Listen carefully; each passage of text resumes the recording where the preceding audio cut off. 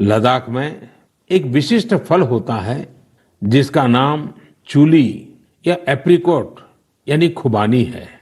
ये फसल इस क्षेत्र की इकोनॉमी को बदलने की क्षमता रखती है।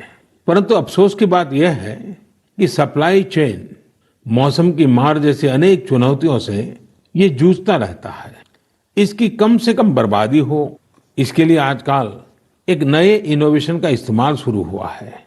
एक ड्यूअल सिस्टम है जिसका नाम है solar apricot dryer and space heater. ये खुबानी और दूसरे अन्य फलों एवं सब्जियों को जरूरत के अनुसार सूखा सकता है, और वो भी हाइजीनिक तरीके से। पहले जब खुबानी को खेतों के पास सुखाते थे तो इससे बर्बादी तो होती ही थी, साथ ही धूल और बारिश के पानी की वजह से फलों की क्वालिटी भी प्रभावित होती थी। दूसरी ओर आजकल कच्छ में किसान ड्रैगन फ्रूट्स की खेती के लिए सराहनीय प्रयास कर रहे हैं। बहुत से लोग जब सुनते हैं तो उन्हें आश्चर्य होता है, कच्छ और ड्रैगन फ्रूट्स, लेकिन वहां आज कई किसान इस कार्य में जुटे हैं। फल की गुणवत्ता और कम जमीन में ज्यादा उत्पाद को लेकर काफी इनोवेशन किए जा रहे हैं। मुझे बताया गया है कि ड्रैगन फ्रूट्स की लोकप्रियता लगातार बढ़ रही है, विशेषकर नाश्ते में इस्तेमाल काफी बढ़ा है। कच्छ के किसानों का संकल्प है कि देश को ड्रैगन फ्रूट्स का आयात न करना पड़े। यही तो आत्मनिर्भरता की बात है।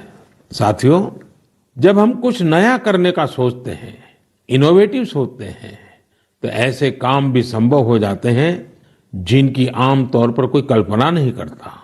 जैसे कि बिहार के कुछ युवाओं को ही लीजिए। पहले सामान्य नौकरी करते थे। एक दिन उन्होंने तय किया कि वो मोती यानी पर्ल्स की खेती करेंगे।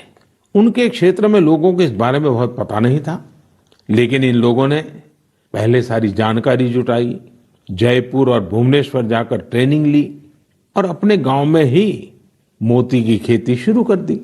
आज ये स्वयं तो इससे काफी कमाई कर ही रहे हैं।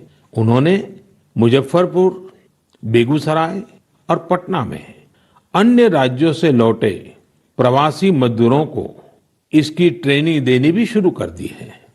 कितने ही लोगों के लिए इससे आत्मनिर्भरता के रास्ते